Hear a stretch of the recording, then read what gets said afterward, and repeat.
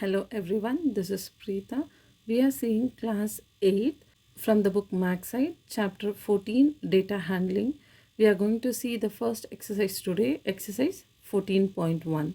The first sum is, the following are the marks obtained by 30 students of class 8.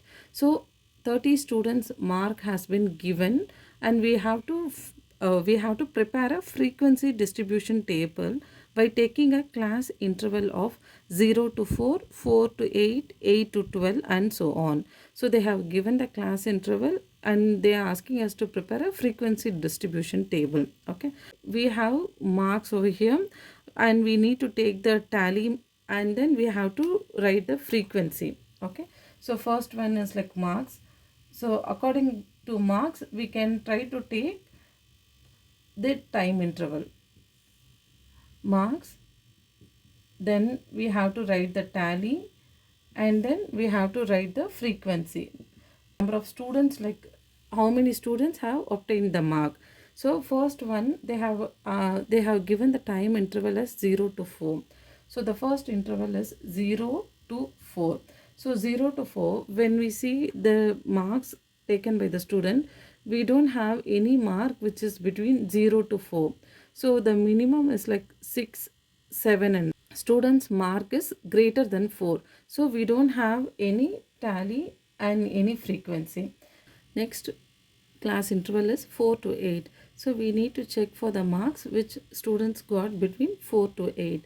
So 5, so we have 1, 2, we have to check between 4 to 8. Okay, so 1, 2, 3, 4, 5, 6, 7, 8. So we totally have 8 students, 8 and 9. Totally we have 9 students marked between 4 to 8. So we can mark it as 1, 2, 3, 4, 5, 6, 7, 8, 9. So the frequency table we have to write totally 9 student mark is between 4 to 8. Next one is 8 to 12. So we have to check between 8 to 12. So 1, 2, 3, 4 and 5. So we totally have 5 students marked between 8 to 12. So 1, 2, 3, 4 and 5. 5. So the next one is 12 to 16. So from the 12, 1, 2, 3, 4, 5. So we totally have 5 students mark 1, 2, 3, 4 and 5. 5 students mark is between 12 to 16. The next one is 16 to 20. So we have to check from 16, 1, 2, 3, 4, 5 and 6. So we totally have 6. 1, 2, 3, 4, 5 and then 6. 6 students mark is between 16 to 20. The next one is between 20 to 24. So 20 to 24, 1, 2, 3, 4 and 5. So between 20 to 24 we have totally 5. 1, 2, 3, 4 and 5. Okay. So when we count the frequency number, we can get totally 30. So there are 30 students in the class. Okay. We'll go to the second one. We are going to see the second one. The daily wages of 25 workers working in a factory are as follows. So 25 workers daily wages. So daily salary has been given 260, 220, 340, 280, 200. So they have given 250 workers daily wages. The first question is the given data discrete or continuous? So we need to check whether the given data is discrete or continuous. When the given values are in finite numbers, then we can say that the given data is discrete. Okay. So continuous means the value will be infinite. Okay. So therefore the given data is discrete because all the values are finite. finite numbers. So which can be counted, countable numbers. Okay.